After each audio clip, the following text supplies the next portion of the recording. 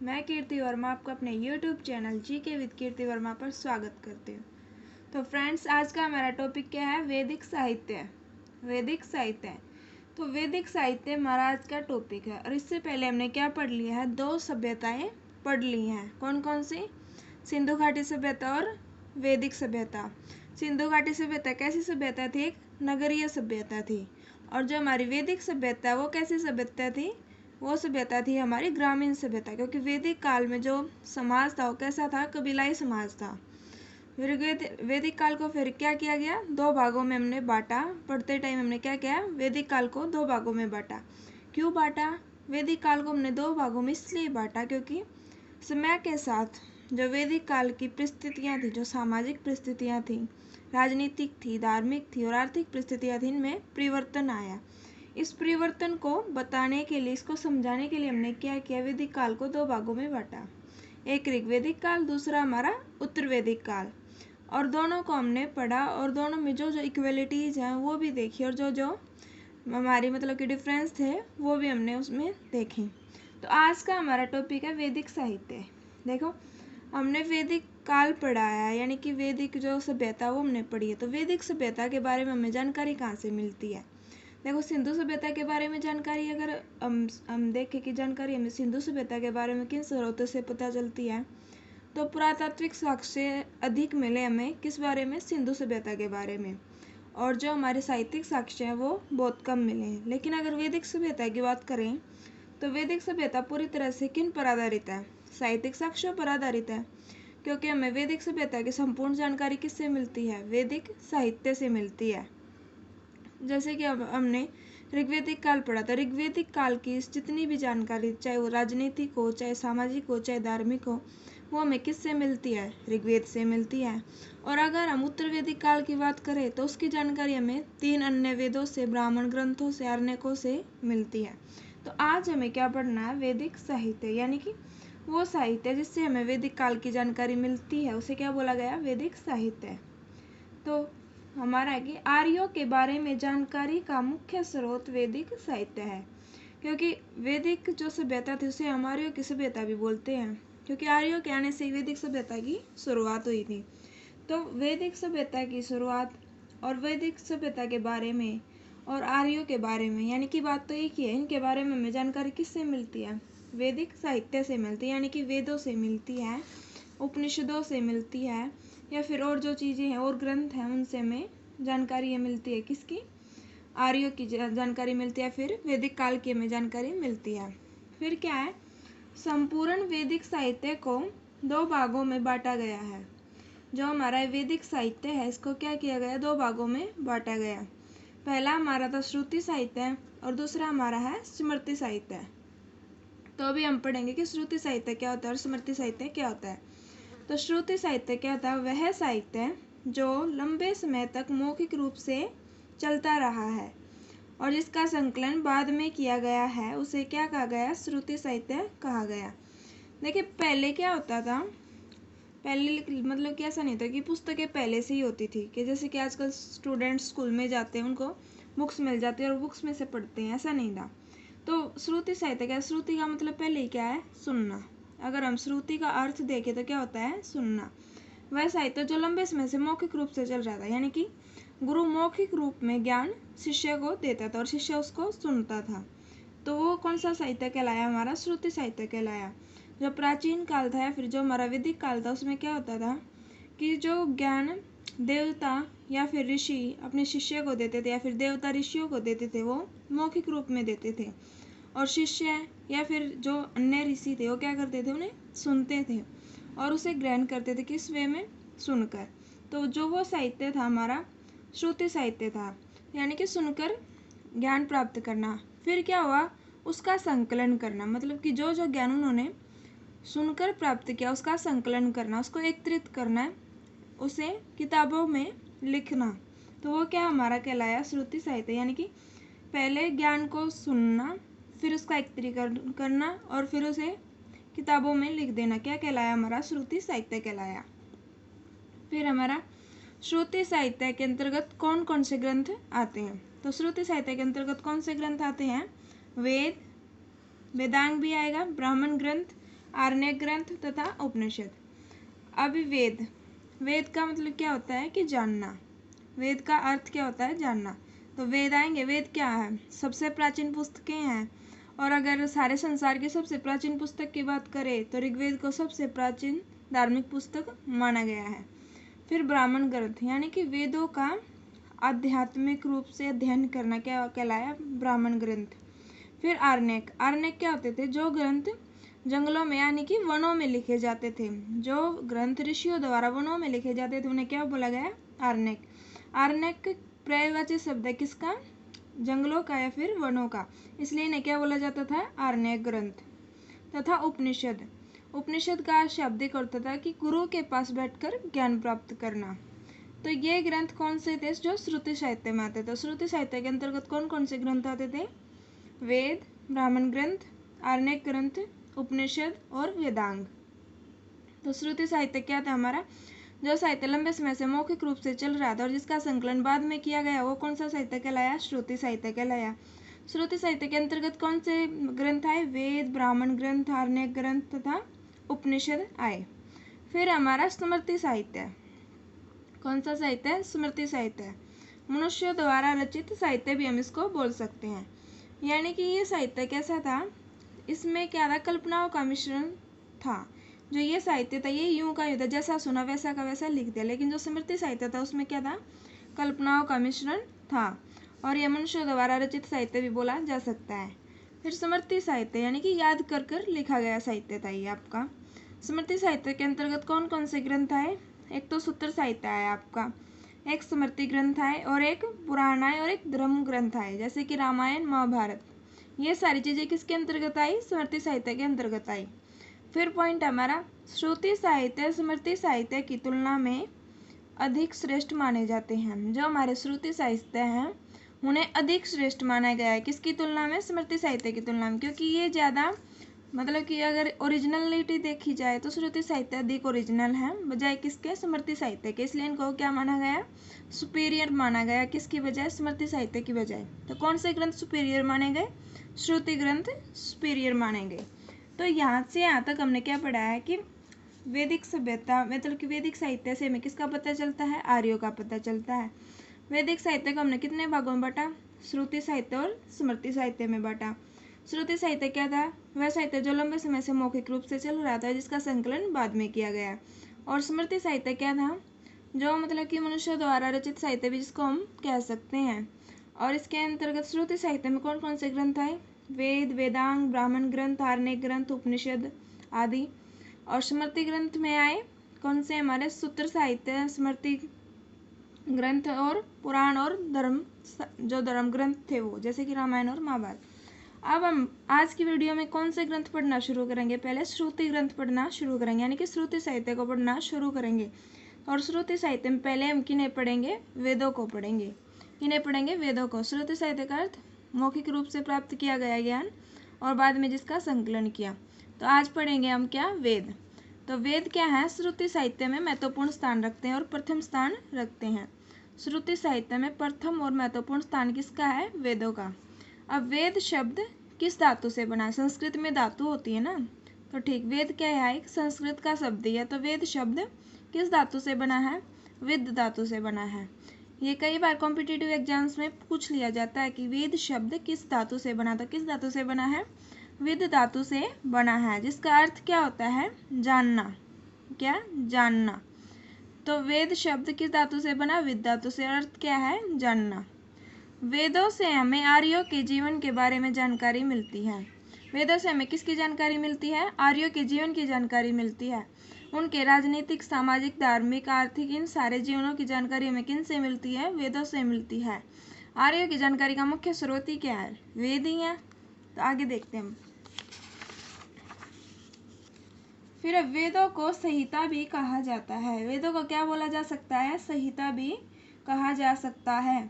कई बार आपको लिखा मिलेगा ऋग्वेद संहिता, यजुर्वेद संहिता या फिर सामवेद संहिता, अथर्ववेद संहिता। तो कंफ्यूज नहीं होना, क्या है, वेदों का ही दूसरा नाम क्या है, संहिता, यानी कि वेद का पर्यायवाची शब्द क्या है, संहिता।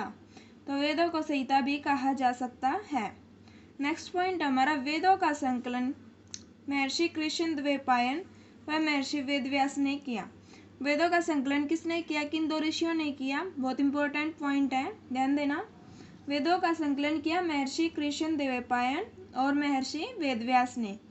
महर्षि वेदव्यास ने और क्या किया था? महर्षि वेदव्यास ने महाभारत की रचना भी की थी। महाभारत क्या है? एक धर्म ग्रंथ है।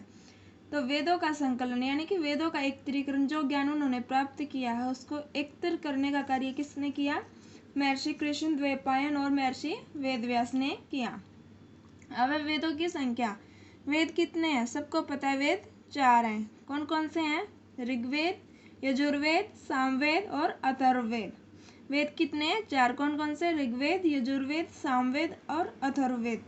ऋग्वेद क्या है? ऋचाओं का संग्रह है, यानी कि ऋचाओं और मंत्रों का संग्रह। कौन सा वेद है? ऋग्वेद। वैसे मंत्र तो सभी में ही है, लेकिन मोस्टली ये क्या है? ऋचाओं का संग्रह है। यजुर्वेद क्या है? यजों और कर्मकांडों का वर्णन किस में ज़्यादा है? यजुर्वेद में। इसे कर्मकांड प्रधान भी हम कह सकते हैं। फिर है सामवेद। सामवेद किसका संग्रह है? गीति मंत्रों का संग्रह। किसका? सामवेद किसका संग्रह? गीति मंत्रों का संग्रह है। और इसके अधिकतर मंत्र कहाँ से लिए गए हैं? ऋग्वेद से लिए गए हैं। इसे संगीत का जनक भी कहा जाता है। कौन से वेद को? सामवेद को संगीत का जनक भी कहा जाता है। फिर हमारा अथर्ववेद। अथर्ववेद की रचना की थी अथर्वा ऋषि ने। और अथर्ववेद को किस कारण जाना जाता है? इसकी मुख्य पॉइंट क्या? अथर्ववेद का कौन सी विशेषता है इसकी? यह जादू टोनों का संग्रह है। किसका संग्रह है? जादू टोनों का इसमें अधिकतर वर्णन किया गया है, यानी कि ज्योतिष शास्त्र का वर्णन किसमें है? अथर्ववेद में है। तो वेद कितने हो गए हमारे? 4। ऋग्वेद, यजुर्वेद, सामवेद और अथर्ववेद। ऋग्वेद ऋचाओं का संग्रह, यजुर्वेद कर्मकांड प्रधान, सामवेद गीति मंत्रों का संग्रह, अथर्ववेद जादू टोनों का संग्रह। तो फ्रेंड्स, अगर आपको वीडियो अच्छी लग रही है तो इसे लाइक कीजिएगा, शेयर कीजिएगा, मेरे चैनल को सब्सक्राइब कीजिएगा। तो आज हम पढ़ेंगे क्या? ऋग्वेद।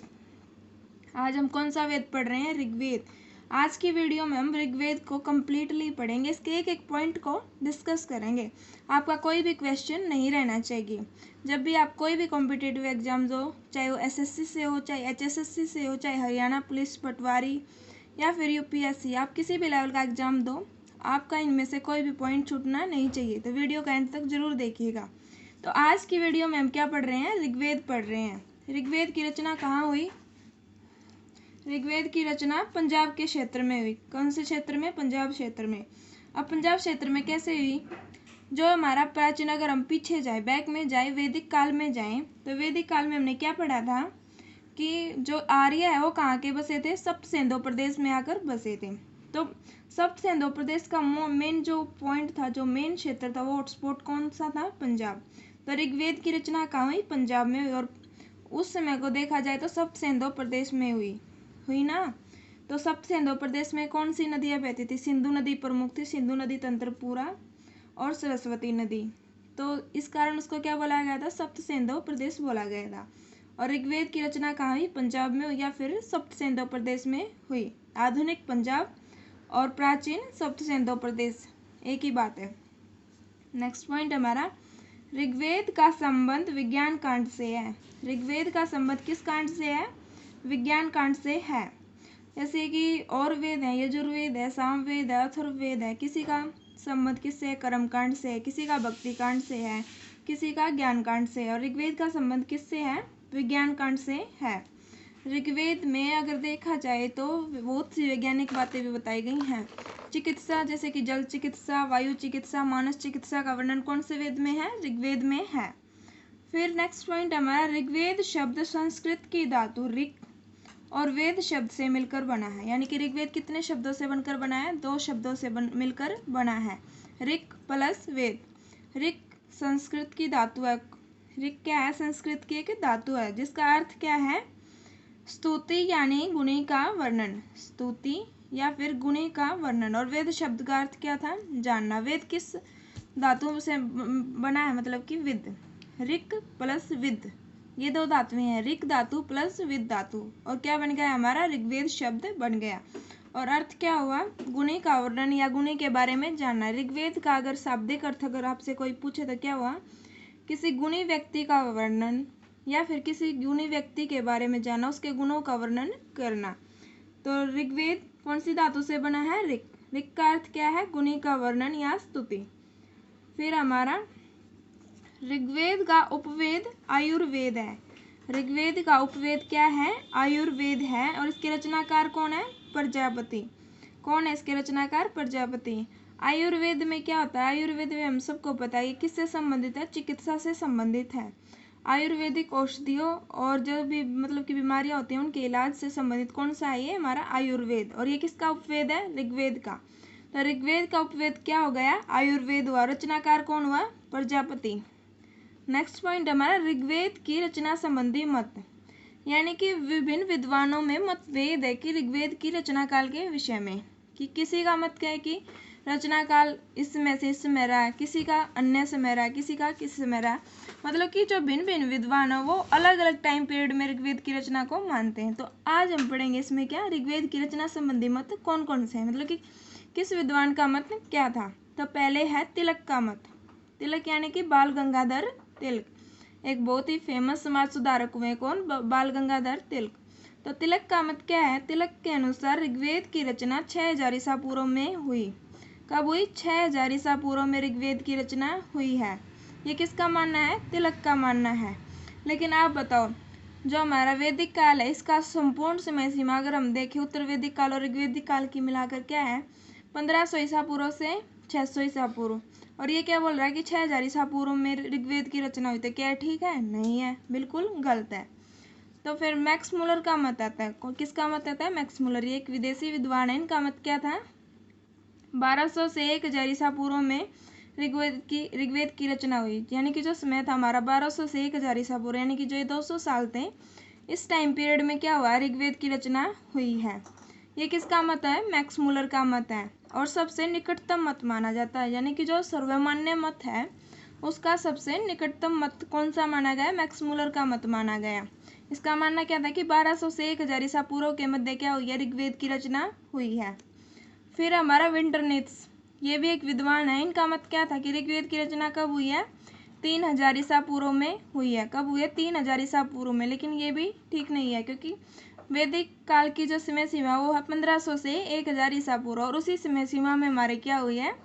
वे ऋग्वेद की रचना हुई है। और बाकी सभी वेदों की रचना भी इसी समय सीमा में हुई है। फिर हमारा सर्वमान्य मत, यानी कि इन सभी मतों को देखते हुए फिर कौन सा मत माना गया? कौन सा मत हमारा सर्वमान्य मत है? तो कौन सा है? 1500 से 1000 ईसा पूर्व के मध्य क्या हुई है? ऋग्वेद की रचना हुई है। और ऋग्वेदिक काल की समय सीमा भी क्या थी हमारी? 1500 से 1000 ईसा पूर्व। और ऋग्वेद की रचना भी कब हुई है? 1500 से 1000 ईसा पूर्व। यानी कि इस टाइम पीरियड में क्या हुआ? ऋग्वेद की रचना हुई है। तो सबसे निकटतम मत किसका माना गया? मैक्स मुलर का। इसका मानना क्या था? 1200 से 1000 ईसा पूर्व। तो इसके निकट ही तो है। इस वजह से अगर कोई पूछे कि ऋग्वेदिक के जो सर्वमान्य मत के निकटतम मत कौन सा है? मैक्स मुलर का मत है। तो एक बार मैं आपको इसको दोबारा से दोहरा देती हूँ। तिलक का मत था कि ऋग्वेद की रचना कब हुई? 6000 ईसा पूर्व में हुई। और मैक्स मुलर का मत था 1200 से 1000 ईसा पूर्व के मध्य किसकी हुई? ऋग्वेद की रचना हुई। विंटरनित्स का मानना था 3000 ईसा पूर्व में ऋग्वेद की रचना हुई। और सर्वमान्य मत क्या है? 1500 से 1000 ईसा पूर्व में ऋग्वेद की रचना हुई है। किसमें? 1500 से 1000 ईसा पूर्व में ऋग्वेद की रचना हुई है। फिर हमारा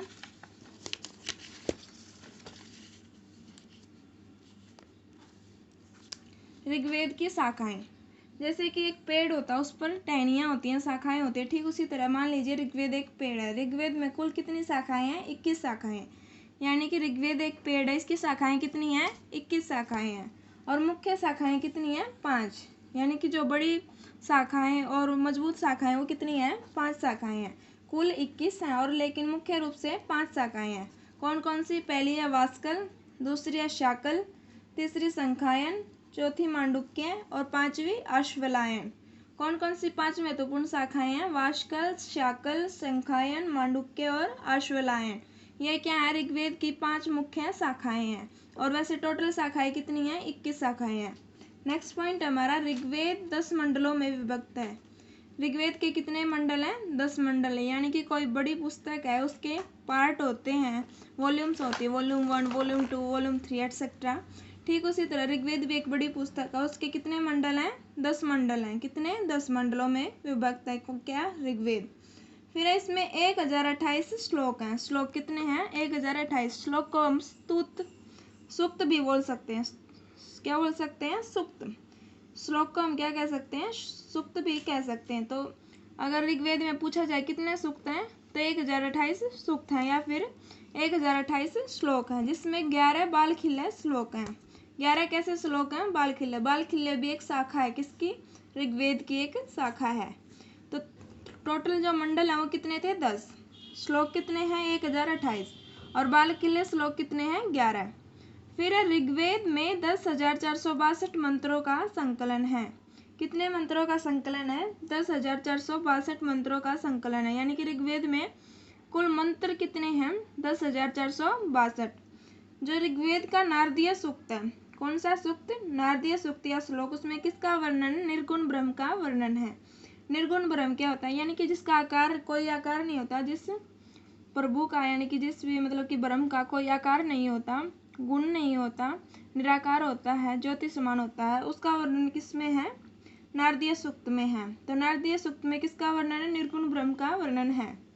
तो ऋग्वेद में मंत्र कितने हैं? 10,462। नेक्स्ट पॉइंट हमारा, ऋग्वेद का पाठ करने वाले ब्राह्मण होता या होत्र वर्ग के पुरोहित होते थे। किस वर्ग के पुरोहित होते थे? होता या होत्र वर्ग के पुरोहित होते थे। जो ब्राह्मण ऋग्वेद का पाठ करते थे, यानी कि ऋग्वेद को जो लोग पढ़ते थे, जो ब्राह्मण लोग ऋग्वेद को पढ़ते थे, उन्हें क्या बोला गया? होता या होत्र वर्ग के पुरोहित कहा गया। पहले जो मतलब कि पढ़ाई लिखाई का काम होता था, जो भी मतलब कि वेदों का अध्ययन करना हुआ, वो काम कौन करता था? ब्राह्मण ही तो करते थे। समाज क्या था? वर्ण व्यवस्था में विभाजित था। स्त्रियों का काम युद्ध करना होता था और ब्राह्मणों का काम क्या करना होता था? मतलब कि पठन पाठन करना। किसका काम होता था? ब्राह्मणों का। तो ऋग्वेद का पाठ करने वाले ब्राह्मण होता या होत्र वर्ग के पुरोहित होते थे। नेक्स्ट पॉइंट हमारा, ऋग्वेद का पहला व 10वां मंडल शेपक या फिर हम नवीन भी कह सकते हैं माना गया है। ऋग्वेद का जो पहला और 10वां मंडल क्या माना गया है? नवीन माना गया है, यानी कि सबसे नया माना गया है। कौन सा मंडल? पहला और 10वां मंडल। ये इंपॉर्टेंट पॉइंट आपका, ऋग्वेद का कौन सा मंडल सबसे नवीन माना गया? तो कौन सा मंडल माना गया है? पहला और 10वां, यानी कि सबसे प्रथम और सबसे लास्ट वाला, फर्स्ट और लास्ट क्या माना गया है? सबसे नवीन मंडल माना गया है। फिर हमारा ऋग्वेद का दूसरा व 7वां मंडल सबसे प्राचीन माना गया है। इन्हें गोत्र मंडल भी कहा जाता है। क्यों कहा जाता है? क्योंकि इनकी रचना किसने की थी? गोत्र विशेष के ऋषियों द्वारा की गई थी। ऋग्वेद का जो दूसरा और 7वां मंडल है, इसे क्या बोला गया? सबसे प्राचीन मंडल। सबसे नवीन पहला और 10वां, सबसे प्राचीन दूसरा और 7वां मंडल। तो ऋग्वेद का दूसरा व 7वां मंडल सबसे प्राचीन माना गया। क्यों माना गया? क्योंकि इनकी रचना किसने की थी? गोत्र विशेष के ऋषियों ने की थी। गोत्र शब्द आपका सबसे पहले प्रकाश में आया है उत्तर वैदिक काल में। जैसे कि आज के समय पर भी गोत्र व्यवस्था होती है ना, हर एक परिवार का अलग गोत्र होता है। तो ये गोत्र व्यवस्था आज की नहीं है, यानी कि बहुत पुरानी है। कब से? उत्तर वैदिक काल से ये चली आ रही है, यानी कि वैदिक काल से ही चली आ रही है। तो गोत्र मंडल के ऋषियों ने इसकी रचना की थी। तो किस कारण यह ऋग्वेद के सबसे प्राचीन मंडल माने जाते हैं? कौन से? दूसरा और 7वां मंडल ऋग्वेद के सबसे प्राचीनतम मंडलों में गिने जाते हैं। फिर हमारा ऋग्वेद के 7वें मंडल में अब हम पढ़ेंगे कि कौन से मंडल में कौन कौन से मुख्य मंडल है, जिनमें और उनमें कौन कौन सी मुख्य विशेषताएं, यानी कि किस चीज़ का उसमें वर्णन किया गया है। तो पहले हमारा ऋग्वेद का 7वां मंडल। कौन सा मंडल? 7वां मंडल। ऋग्वेद के 7वें मंडल में दशराज युद्ध का वर्णन है। यह युद्ध आपका बहुत ही हिस्ट्री में मायने रखता है, कई बार इससे क्वेश्चन पूछ लिए जाते हैं। दशराज युद्ध क्या था? पहले तो आप ये देख लो। दशराज युद्ध लड़ा गया था पुरुषनी नदी के आसपास, पुरुषनी नदी के किनारे पर। पुरुषनी नदी कौन सी नदी? आज के समय पर रावी नदी। आपको वैदिक कालीन नदियों की वीडियो मैंने इसमें डाल रखी है, मैं इसमें आपको लिंक दे दूंगी वैदिक नदियों का। उसमें मैंने सभी नदियों का आधुनिक नाम और प्राचीन नाम बता रखा है, आप वहाँ जाके देख सकते हैं। तो जो हमारा दशराज युद्ध था वो कहाँ लड़ा गया? रावी नदी के किनारे पर। और यह युद्ध किन के बीच लड़ा गया? आर्यों और अनार्यों के बीच लड़ा गया। किन के बीच? आर्य और अनार्य। अब अनार्य कौन होते थे? अनार्य वो लोग होते थे जो आर्यों द्वारा बनाए गए जो नियम थे, जो कानून थे, जो सामाजिक व्यवस्था, राजनीतिक, धार्मिक व्यवस्था आर्यों द्वारा निर्मित थी, जो उनका पालन नहीं करते थे, उन्हें क्या बोला गया? अनार्य बोला गया। तो ये दसराज युद्ध था, ये रावी नदी के किनारे पर आर्यों और अनार्यों के मध्य लड़ा गया था। तो आर्य और अनार्यों के मध्य लड़ा गया। हमें पता है कि आर्य कैसा जीवन व्यतीत कर रहे थे, कबीलाई जीवन व्यतीत कर रहे थे। तो आर्यों का नेतृत्व किया था किसने? भरतजन ने। कबीले को हम जन भी बोल सकते हैं। तो आर्यों का नेतृत्व किया था भरतजन ने, और भरतजन का जो राजा था या फिर जो हेड था वो कौन था? राजा सुदास। तो आर्यों का नेतृत्व एक तरह से देखा जाए तो किसने किया? राजा सुदास ने किया, और विजयी भी हुआ। कौन? राजा सुदास, यानी कि आर्यों की इस युद्ध में विजय हुई थी। और राजा सुदास ने क्या किया था? महर्षि वशिष्ठ को अपना पुरोहित बनाया था। क्या किया था? महर्षि वशिष्ठ को अपना पुरोहित बनाया था। जब राजा सुदास ने महर्षि वशिष्ठ को अपना पुरोहित बनाया था तो ऋषि विश्वामित्र ने साथ दिया था अनार्यों का। अगर कोई पूछे ऋषि विश्वामित्र ने दसराज युद्ध में किसका साथ दिया था, तो अनार्यों का साथ दिया था। तो अब इसके बारे में अगर मैं डिटेल से मैंने बताया, अभी इसको थोड़ा समराइज करके बताऊं तो ऋग्वेद में मतलब कि दसराज युद्ध का वर्णन किस मंडल में है? ऋग्वेद के 7वें मंडल में। दसराज युद्ध कहाँ हुआ? रावी नदी के किनारे पर। किनके बीच हुआ? आर्य और अनार्यों के बीच हुआ। अनार्य कौन होते थे? जो आर्य द्वारा बनाए गए नियमों का पालन नहीं करते थे। और आर्यों का नेतृत्व किया भरतजन ने, और भरतजन का स्वामी कौन था? राजा सुदास। राजा सुदास ने अपना पुरोहित किसे बनाया? महर्षि वशिष्ठ को। और अनार्यों का साथ किसने दिया? महर्षि विश्वामित्र ने दिया। एक तो ये बात आपकी ऋग्वेद के 7वें मंडल में वर्णित है। दूसरा क्या है? ऋग्वेद का 7वां मंडल शिक्षा से संबंधित है। किससे संबंधित है? शिक्षा से संबंधित है। यानी कि 7वें मंडल की तो विशेषताएं हो गई, कौन कौन सी? एक तो दसराज युद्ध और एक शिक्षा। 7वां मंडल शिक्षा से संबंधित और इसमें दसराज युद्ध का वर्णन है। फिर है ऋग्वेद का 8वां मंडल। ऋग्वेद के 8वें मंडल की हस्तलिखित ऋचाओं को खिल्य कहा गया। वैसे तो ऋग्वेद संग्रह किसका है? ऋचाओं का संग्रह है, लेकिन जो ऋग्वेद के 8वें मंडल की जो ऋचाएं हैं उनको क्या बोला गया? खिल बोला गया। क्या बोला गया? खिल कहा गया। किसको? 8वें मंडल की ऋचाओं को। फिर है ऋग्वेद का 9वां मंडल। तो ऋग्वेद के 9वें मंडल में सोम की चर्चा है, यानी कि सोम का वर्णन किया गया है। सोम क्या था? ऋग्वेदिक काल में वनस्पतियों का देवता होता था। क्या? सोम।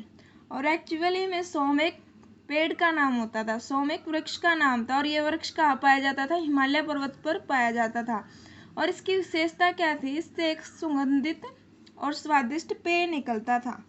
सुगंधित और स्वादिष्ट पेय निकलता था, जिसे उत्सवों पर, जो भी उत्सव होते थे या फिर राजा का राज्याभिषेक होता था तो उस समय ग्रहण किया जाता था। तो जिस कारण इसको क्या बोला गया? सोम वृक्ष को वनस्पतियों का देवता माना गया। किसमें? ऋग्वेदिक काल में।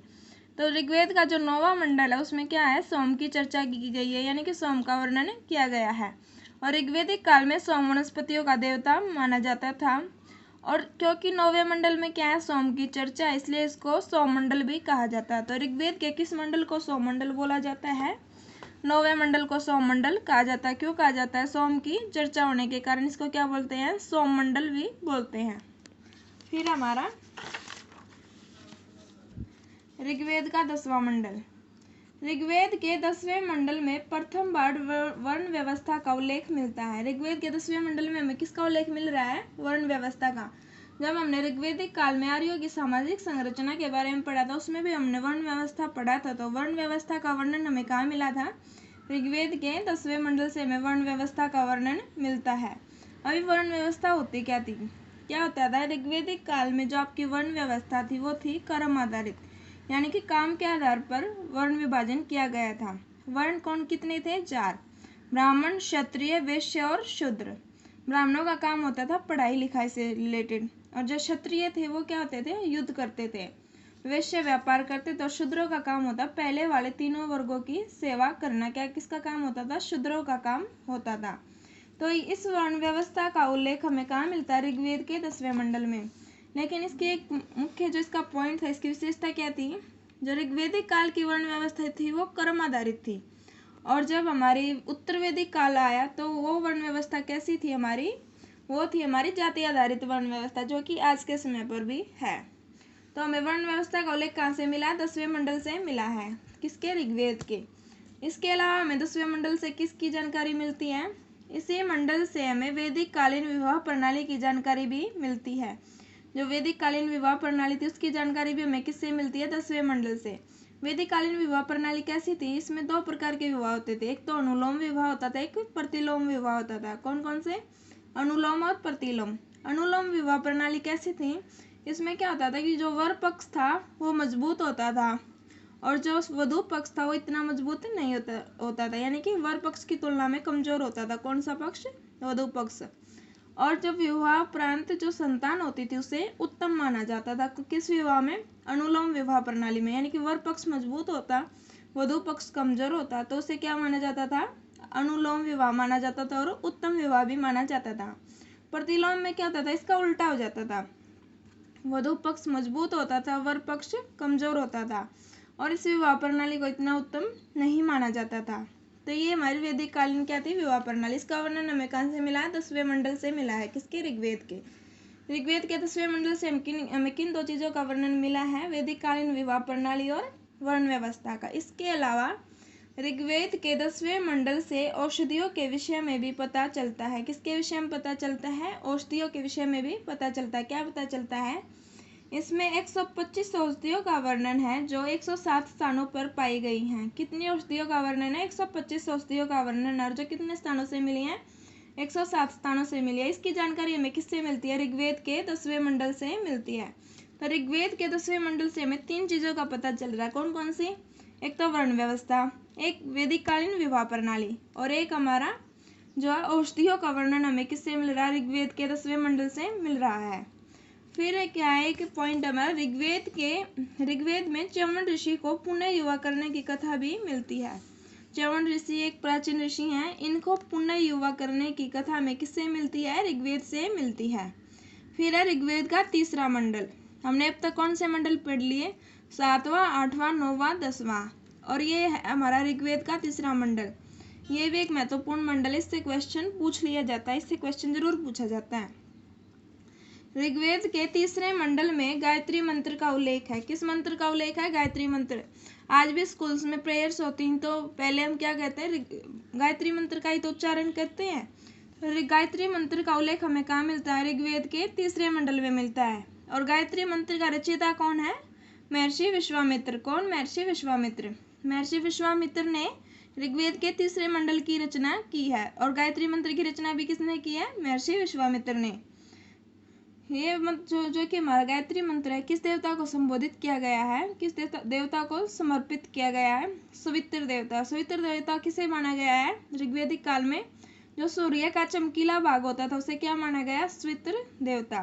तो गायत्री मंत्र का उल्लेख मिलता है तीसरे मंडल से।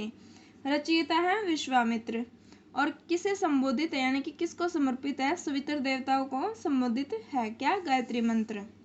तो हमने ऋग्वेद के कौन कौन से मंडल पढ़े? 7वां, 8वां, 9वां, 10वां और तीसरा मंडल। 7वें मंडल से हमें किसकी जानकारी मिल रही है? दशराज युद्ध की और शिक्षा की। और जो 8वां मंडल है उसकी ऋचाओं को क्या बोला गया है? खिल कहा गया है। 9वें मंडल से सोम की चर्चा मिली है, जिस कारण उसे क्या बोला गया है? सोम मंडल भी कहा गया है। किस मंडल को? 9वें मंडल को।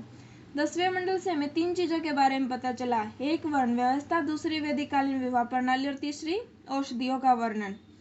और जो हमारा ऋग्वेद का तीसरा मंडल है इससे हमें किसका पता चल रहा है? गायत्री मंत्र का उल्लेख मिल रहा है। इसकी रचना किसने की? विश्वामित्र ने की। और किस देवता को समर्पित है? सवित्र देवता को समर्पित है। अब ऋग्वेद की अनेक बातें ईरानी ग्रंथ ज़ेंदावेस्ता से मिलती हैं। किस ग्रंथ से मिलती हैं? ईरानी ग्रंथ ज़ेंदावेस्ता। क्योंकि हमें पता है आर्य भारत के मूल निवासी तो थे नहीं, कहाँ से होकर आए थे? आर्य हमारे होकर आए थे, ईरान के पूर्व से होकर आए थे। तो ईरान का जो पवित्र ग्रंथ है वो क्या है? ज़ेंदावेस्ता है। तो ऋग्वेद की अनेक बातें किससे मिलती हैं? ईरानी ग्रंथ ज़ेंदावेस्ता से मिलती हैं। नेक्स्ट पॉइंट हमारा, ऋग्वेद में इंद्र, वरुण, अग्नि, सोम, सूर्य प्रमुख देवता माने गए। कौन कौन से? इंद्र, वरुण, अग्नि, सोम, सूर्य। इंद्र को ऋग्वेदिक काल में किसका देवता माना गया? युद्ध का देवता माना गया। वरुण को इसमें माना गया था वर्षा का देवता। अग्नि को माना गया था ब्रह्म से जोड़ने वाला देवता। सोम वनस्पतियों का देवता था और सूर्य प्रकाश का देवता था। तो इंद्र का वर्णन पूछ लिया जाता था, बहुत इंपॉर्टेंट पॉइंट है। ऋग्वेद में इंद्र का वर्णन कितनी बार हुआ है? 250 बार हुआ है। ऋग्वेद में इंद्र का वर्णन कितनी बार हुआ है? 250 बार हुआ है। और अग्नि का वर्णन कितनी बार हुआ है? 200 बार हुआ है, इंद्र का 250 बार और अग्नि का 200 बार। ऋग्वेद में इंद्र, वरुण, अग्नि, सोम, सूर्य प्रमुख देवता माने गए हैं। और ऋग्वेद में कुल कितने देवी देवताओं का वर्णन है? 33 देवी देवताओं का वर्णन है। आज के समय पर हिंदू धर्म में कितने देवी देवता माने जाते हैं? 33 करोड़ देवी देवता माने जाते हैं।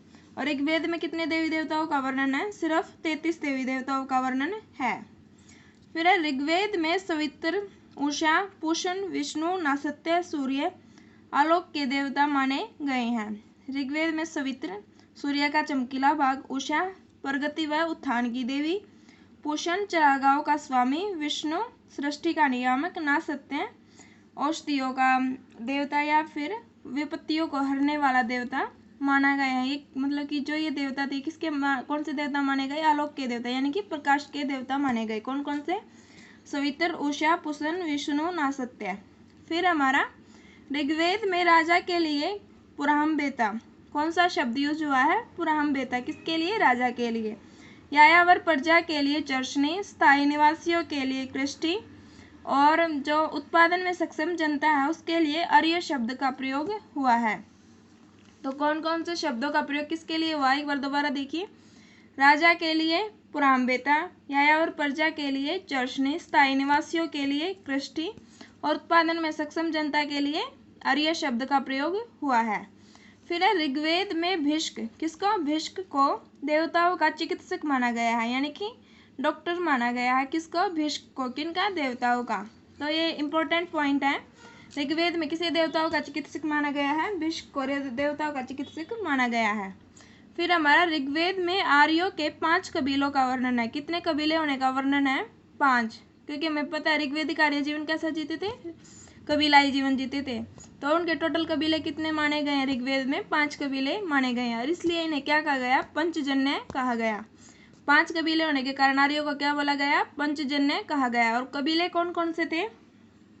फर्स्ट था हमारा पुरु, यदु, अनु, तुवर्षु और द्रिहु।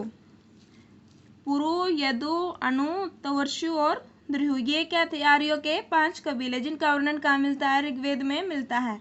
इन्हें क्या बोला गया? पंचजन्य बोला गया। फिर हमारा कृषि का उल्लेख यानी कि खेती का उल्लेख, कृषि का उल्लेख ऋग्वेद में 24 बार मिला है। कितनी बार मिला है? 24 बार मिला है। इंपॉर्टेंट पॉइंट है। जन का उल्लेख 275 बार मिला है। विश्व का उल्लेख 170 बार मिला है। कृषि का 24 बार, जन का 275 बार, विश्व का 170 बार उल्लेख मिला है। कहाँ? ऋग्वेद में मिला है। इसके बाद है अब हम पढ़ेंगे क्या कि ऋग्वेद के किस मंडल की रचना किस ऋषि ने की। क्योंकि ऋग्वेद की रचना में क्या है? किसी एक ऋषि ने ऋग्वेद की रचना नहीं की। ऋग्वेद के 10 मंडल और 10 मंडलों की रचना अलग अलग ऋषियों ने की। तो पहले हमारा दूसरा मंडल, दूसरे मंडल के रचयिता थे गृत्समद ऋषि। कौन से? गृत्समद ऋषि। दूसरे मंडल के रचनाकार कौन थे? गृत्समद ऋषि। और ये क्या थे? गोत्र विशेष के ऋषि थे। हमने पढ़ा था ना कि दूसरा और 7वां मंडल सबसे प्राचीन और क्यों है? इनकी रचना किसने की थी? गोत्र विशेष के ऋषियों ने की थी। तो दूसरे मंडल के रचयिता कौन थे? गृत्समद ऋषि और ये गोत्र विशेष के ऋषि थे। तीसरा मंडल, तीसरे मंडल के रचयिता कौन थे? विश्वामित्र। क्योंकि गायत्री मंत्र की रचना किसने की थी? विश्वामित्र ने की थी। तो तीसरे मंडल के रचयिता कौन थे? विश्वामित्र थे। इस मंडल में एक बात और है इसकी, इस मंडल में 3 मंत्रों की रचना 3 राजाओं द्वारा की गई, यानी कि 3 मंत्र और 3 ही राजा, हर एक ने एक एक मंत्र की रचना की है। 3 मंत्रों की रचना 3 राजाओं ने की। कौन कौन से राजाओं ने की? अजमेर ने, पुरमिड ने और त्रासदस्यु ने। इन 3 राजाओं ने 3 मंत्रों की रचना की है। कौन कौन से ने? अजमेर, पुरमिड और त्रासदस्यु। तो गायत्री मंत्र का उल्लेख मिलता है तीसरे मंडल में। तीसरे मंडल का रचनाकार कौन है? विश्वामित्र। और इसमें 3 मंत्रों की रचना 3 राजाओं ने की। कौन कौन से ने? अजमेर, पुरमिड और त्रासदस्यु ने। फिर हमारा चौथा मंडल, चौथा मंडल की रचना किसने की? वामदेव ने, ऋषि वामदेव ने की थी। किसकी रचना? चौथे मंडल की रचना। 5वें मंडल की रचना की थी महर्षि अत्रि ने। किसने? महर्षि अत्रि ने। और महर्षि अत्रि की पत्नी का नाम क्या था? गार्गी। क्या था? गार्गी।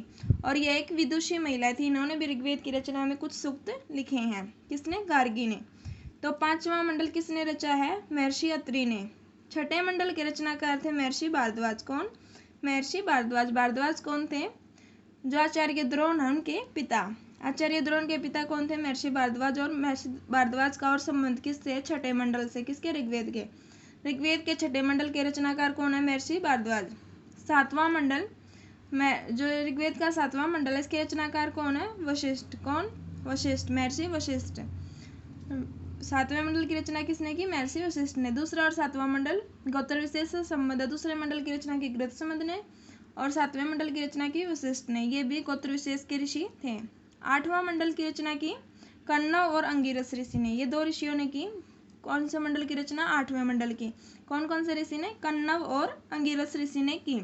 तो ये थे ऋग्वेद के मंडल और उनके रचनाकार। फिर ऋग्वेद की जो 17 रचयिताएं थी, यानी कि महिलाओं ने कौन कौन सी जो मुख्य महिलाएं थी जिन्होंने ऋग्वेद में सूक्तों की रचना की है, कौन कौन सी थी? सूक्तों की 17 रचयिताओं में लोपामुद्रा, गार्गी, विश्ववारा, अपाला, सिक्ता घोषा आदि महिलाओं का उल्लेख है। मतलब कि आदि विदुषी महिलाओं का उल्लेख है किसमें? ऋग्वेद की सूक्तों की रचनाओं में। ऋग्वेद में इन्हें क्या बोला गया? ब्रह्मवादिनी बोला गया। ऋग्वेद में जो ये महिलाएं थी, विश्ववारा, अपाला, सिक्ता घोषा, लोपामुद्रा, गार्गी, इनको क्या बोला गया? ब्रह्मवादिनी बोला गया। ब्रह्मवादिनी। फिर है ऋग्वेद में लगभग 25 नदियों का उल्लेख है। तो ऋग्वेद में इंपॉर्टेंट पॉइंट है, कितनी नदियों का उल्लेख है? लगभग 25 नदियों का उल्लेख है। सिंधु सबसे प्रमुख नदी है। इसमें कौन सी नदी प्रमुख है? सिंधु। और सबसे प्राचीन नदी कौन सी है? सरस्वती। और पवित्र भी है। और सरस्वती को ऋग्वेद में क्या बोला गया है? नदीत्मा बोला गया है। तो सबसे प्रमुख सिंधु, सबसे प्राचीन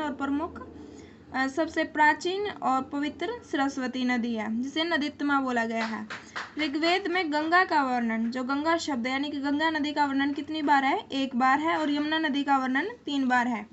गंगा नदी का वर्णन 1 बार, यमुना नदी का वर्णन 3 बार है। और कुल कितनी नदियों का उल्लेख है? 25 नदियों का उल्लेख है। फिर हमने ऋग्वेद के बारे में ये सारी चीज़ें पढ़ ली। वेद आज भी हैं, तो जो वेद हैं उनके बारे में थोड़ा सा ये हमारा वेदों की 28,000 पांडुलिपियाँ। कितनी पांडुलिपियाँ? 28,000 पांडुलिपियाँ चारों वेदों की भारत में पुणे के भंडारकर ओरिएंटल रिसर्च इंस्टीट्यूट, ये एक म्यूजियम है, नाम देखिए, भंडारकर ओरिएंटल रिसर्च इंस्टीट्यूट में रखी गई हैं। कितनी? 28,000 पांडुलिपियाँ चारों वेदों की। इसमें से ऋग्वेद की 30 पांडुलिपियाँ प्रमुख हैं। ऋग्वेद की कितनी पांडुलिपियाँ प्रमुख हैं? 30 पांडुलिपियाँ प्रमुख हैं, जिन्हें यूनेस्को ने विरासत सूची में शामिल किया है। यूनेस्को एक अंतर्राष्ट्रीय संगठन, अंतर्राष्ट्रीय संस्था है। इसने विरासत सूची में ऋग्वेद की 30 प्रमुख पांडुलिपियों को शामिल किया है। यूनेस्को ने ऋग्वेद की 1800 से 15 ईसा पूर्व की जो 30 पांडुलिपियाँ हैं उनको सांस्कृतिक धरोहरों की सूची में भी शामिल किया है। कितनी पांडुलिपियों को? 30 पांडुलिपियों को। पांडुलिपियाँ क्या होती हैं? प्राचीन समय में ऐसे कागज तो होते नहीं थे, तो जो पेड़ों के पत्ते होते थे, ताम्रपत्र हुए, या फिर जो और पेड़ होते थे जिनकी क्वालिटी अच्छी होती थी, जिनके पत्तों की जो बड़े बड़े पत्ते होते थे, उन्हीं पर लिखा जाता था, उन्हें क्या बोला गया? पांडुलिपियाँ बोला गया। तो ये आज हमने क्या पढ़ा? आज हमने पढ़ा है वैदिक साहित्य। वैदिक साहित्य से हमें जानकारी मिलती है आर्यों के बारे में। फिर वैदिक साहित्य को 2 भागों में हमने बांटा। कितने भागों में बांटा? 2 भागों में बांटा। एक श्रुति साहित्य, एक स्मृति साहित्य। श्रुति साहित्य पढ़ना आज हमने शुरू किया, जो मौखिक रूप से चल रहा हो, जिसका संकलन बाद में किया गया हो। और श्रुति साहित्य में हमने पढ़ने शुरू किए वेद, और वेद में आज हमने कौन सा वेद पढ़ना शुरू किया था? ऋग्वेद, जिसके बारे में हमने एक एक बात को बड़े ध्यान से किया, जिससे कि आप कोई भी कॉम्पिटिटिव एग्जाम्स दे लो, चाहे वो किसी भी लेवल का हो, छोटे से बड़े लेवल का, आपसे अगर कोई क्वेश्चन पूछा जाए तो आपका कोई भी क्वेश्चन छूटेगा नहीं, अगर आप इस वीडियो को पूरा वॉच करते हो। तो फिर हमने क्या पढ़ा था? ऋग्वेद किस धातु से बना है? ऋक धातु से बना है, और वेद शब्द से मिलकर बना है। फिर हमने ऋग्वेद की रचना संबंधी मत पढ़े, जिसमें तिलक का, मैक्स मुलर का, विंटरनित्ज का और फिर सर्वमान्य मत पढ़ा। इसके बाद हमने ऋग्वेद के मंडलों के बारे में पढ़ा कि कौन से मंडल में किस चीज़ का वर्णन है, और फिर किस मंडल की रचनाकार कौन थे। फिर ऋग्वेद में कितने मंत्र हैं? 10,462 मंत्रों का संकलन है। कितने सूक्त हैं? 1028 सूक्त है। कितने मंडल हैं? 10 मंडल हैं। ये सारी चीज़ें हमने ऋग्वेद के बारे में पढ़ी। फिर जैसे कि कृषि का उल्लेख कितनी बार है, जन का कितनी बार है, विष का कितनी बार है, और अग्नि देवता का कितनी बार है, इंद्र देवता का कितनी बार है, ये हमने ऋग्वेद के बारे में पढ़ा। तो फ्रेंड्स, आपको वीडियो कैसी लगी मुझे कमेंट करके ज़रूर बताइएगा। आप लोग कमेंट नहीं करते हो तो मुझे कमेंट करके बताइएगा आपको वीडियो कैसी लगी। अगर आपको कोई प्रॉब्लम है, कोई चीज़ आपको डाउट लग रहा है, तो आप मुझे कमेंट करके पूछ भी सकते हैं। अगर आपको वीडियो अच्छी लगी तो इसे लाइक कीजिएगा, अपने फ्रेंड्स के साथ शेयर कीजिएगा और मेरे चैनल को सब्सक्राइब कीजिएगा। Thank you.